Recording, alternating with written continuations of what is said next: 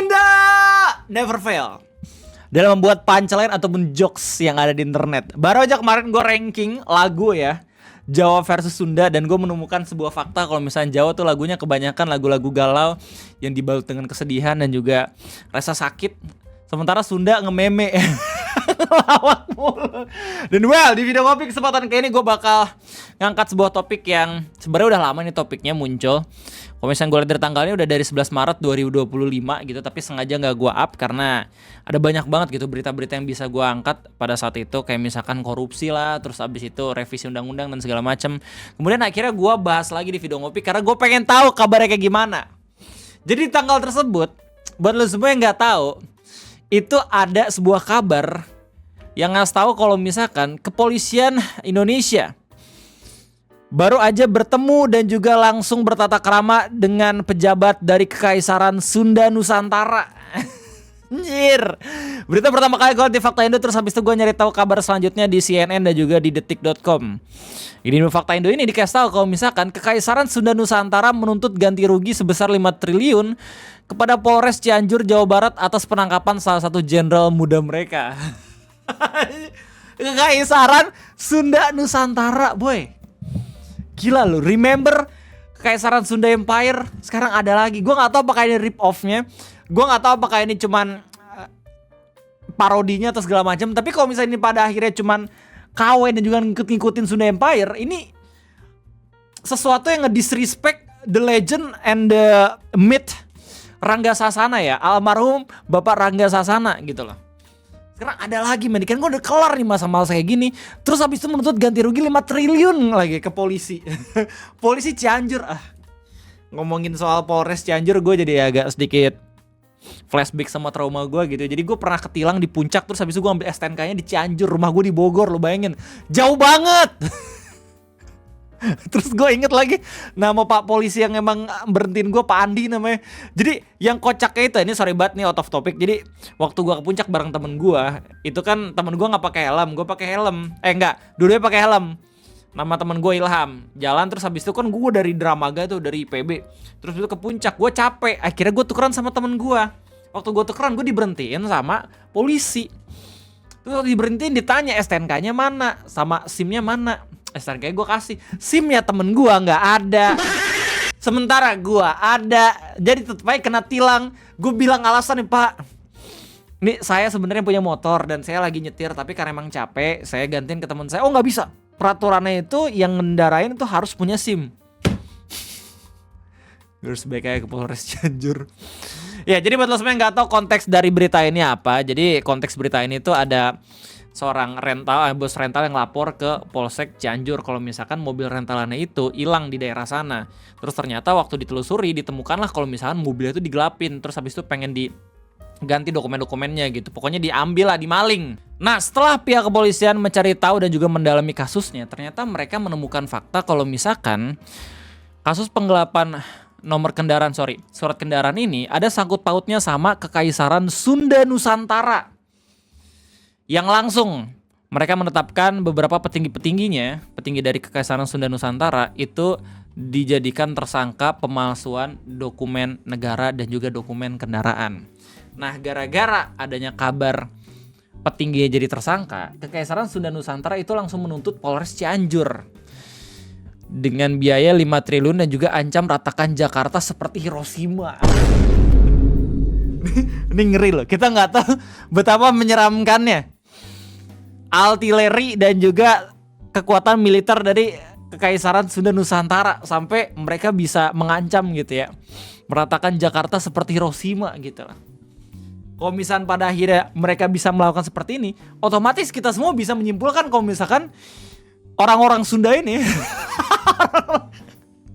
punya kekuatan nuklir, punya senjata nuklir. Di mana itu disimpan? Apakah di Gunung Padang?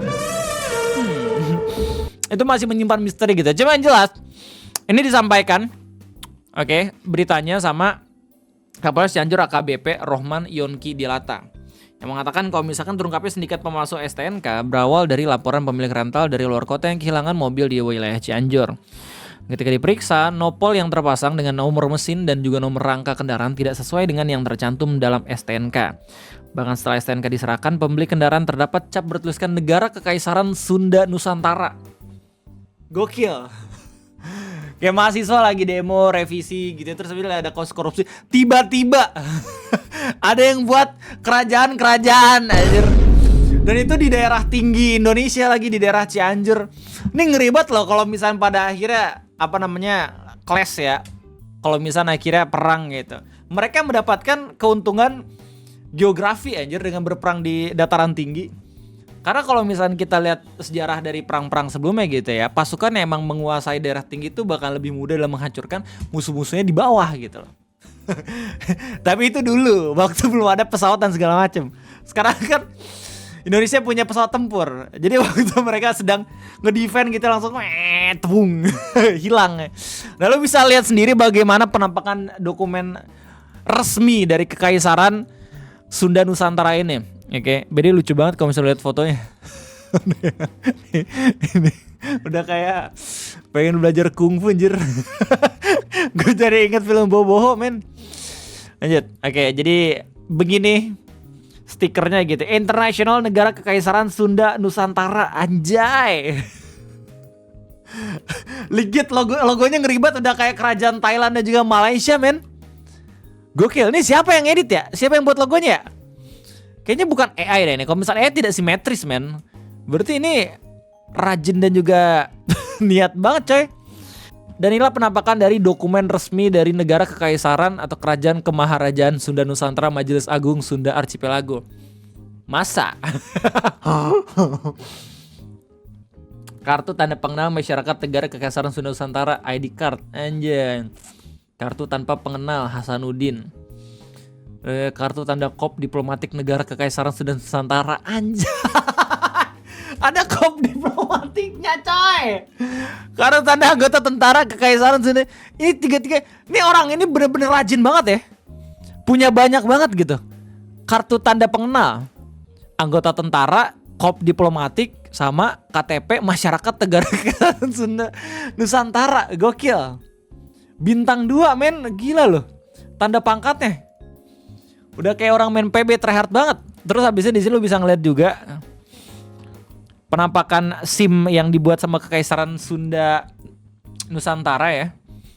Majelis Agung Sunda Archipelago, Sekretariat Jenderal Agung Massa, Menteri Senior Ekonomi dan Keuangan.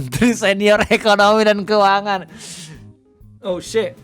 Ini ada bendera Indonesia banget nih yang di depan logo nih, bahaya nih coy. Tidak boleh nih yang kayak gini nih, oke? Memodifikasi lambang negara. Oke, apalagi dibuat untuk kepentingan pribadi dan juga organisasi-organisasi yang dibuat menyimpang sama sistem pemerintah itu nggak boleh. Surat kelayakan mengemudi atau SKM. Udah kayak susu kental manis gitu ya singkatannya. Berlaku selama seumur hidup dan berlaku What? Lu buat SIM di Kekaisaran Sunda itu berlaku seumur hidup. Man. Gue kalau misalnya bikin SIM harus diperpanjang tiap 5 tahun, men. Ini berlaku seumur hidup, bro. Ini kayak sudah dipertimbangkan sama negara Indonesia deh, oke?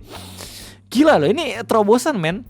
Nomor SKM A103 ini gue ngerti. Nama Rusdi Karepesin. Astagfirullahaladzim, gue ketawa sih. Tapi namanya meme banget. Ayunda Rusdi. Terus habis itu di nama belakangnya Karep aja, Sundabat Karepesina. Jenis kelamin pria, tempat tanggal gimana? Orang Sunda tapi tempat tanggal lahirnya di Ambon. Gue bingung nih, jujur. Jadi yang bener ini Sunda atau Ambon? Oke. GPPS 2 Januari 2019. Anjir. Jadi kalau misalnya lihat dari beritanya gitu dikasih tahu kalau misalnya Kekaisaran ini dan juga modus dari pembuatan dokumen palsu, entah itu kendaraan ataupun dokumen negara kayak misalnya surat tanah, SIM dan lain-lain, itu udah berlangsung selama 5 tahun. Dan emang dari beberapa investigasi polisi yang emang udah dimuat sama berita-berita di sini dikasih tahu kalau misalkan mungkin aja adanya organisasi dan juga kekaisaran ini dibuat hanya menutupi bagaimana caranya mereka untuk memasukkan dokumen kayak gitu. Di mana polisi sendiri mengatakan Komisi Sindikat Pemasaran STNK ini mengklaim mendapatkan perlindungan dari Kekaisaran Majelis Agung Sunda Archipelago. Langsung ya lewat Maung Bodas, anjay. Apa namanya? Lupa gue. Kodam. Mereka mengaku memiliki pemerintahan sendiri serta kekuasaan wewenang untuk menerbitkan berbagai dokumen termasuk STNK palsu. Yang kami tangkap salah satunya berinisial H. Nah, ini yang jadi pemicu akhirnya Kekaisaran Sunda Nusantara langsung ngirim surat dan juga ngancem memeratakan Jakarta seperti Hiroshima gitu. Setelah kami amankan, mereka mengirimkan surat keberatan ke Polres Cianjur dan menuntut ganti rugi sebesar 5 triliun. Nah, kemudian polisi menyita alat cetak, dokumen terkait klaim kekaisaran serta STNK palsu yang menampilkan identitas dan logo kekaisaran menggantikan lambang resmi kepolisian. Dan dalam surat ini juga ditebusnya ke berbagai negara. Anjir, udah punya koneksi men ke berbagai negara. Malaysia dan negara lain ketika ngeliat suratnya. Apa nih? Sampah euy. Dan surat yang juga ditembuskan ke berbagai negara, kelompok ini mengancam akan membubarkan NKRI. Innalillahi. Ya, kalau misalnya cuma bercanda-bercanda doang sepertinya lucu gitu. Tapi kalau misalnya pada akhirnya mereka benar-benar niat banget gitu ya, terus ternyata punya peralatan-peralatan tempur yang mengerikan gitu, bisa jadi sesuatu yang berbahaya. Ini harus langsung disigap. Mereka mengancam dan menjadikan Jakarta seperti Nagasaki dan Hiroshima bahwa tuntutan mereka tidak diindahkan, kata Tono. Nah, jadi ini berita yang gue lihat pertama kali mengenai Kekaisaran Sunda Nusantara. Nah, gue pada akhirnya buat video ngopi ini untuk mencari tahu kabar selanjutnya. Dan ternyata 1 minggu kemudian, kan ini berita pertama tanggal 9 gitu ya. Ini tanggal 16 Maret 2025 ada updatean beritanya, di mana kita bisa jadi tahu bagaimana kabar dan juga tanggapan dari pihak-pihak terkait soal ancaman kalau misalnya Jakarta bakal diluluhlantakan seperti Hiroshima dan juga Nagasaki sama Kekaisaran Sunda Empire. Dan yang lebih lucunya lagi adalah di sini lu bisa tahu tanggapan dari pihak kepolisian dan juga pihak dari orang yang sedang dibela mati-matian sama Kekaisaran Sunda agar dibebaskan. Lu bayangin ya, ada anggota sama petinggi dari Kekaisaran tersebut yang udah bener-bener effort banget sampai ngancem pihak kepolisian meratakan semua daerah di Jakarta gitu ya. Tapi orang yang mereka bela itu ngasih keterangan seperti ini ke pihak kepolisian dan juga wartawan. Oke, Jenderal Sunda Archipelago Hasanuddin ya, yang ditangkap dan dijadikan tersangka namanya Hasanuddin, mengaku tidak tahu menahu terkait surat ancaman disampaikan sekjennya ke Polres Cianjur.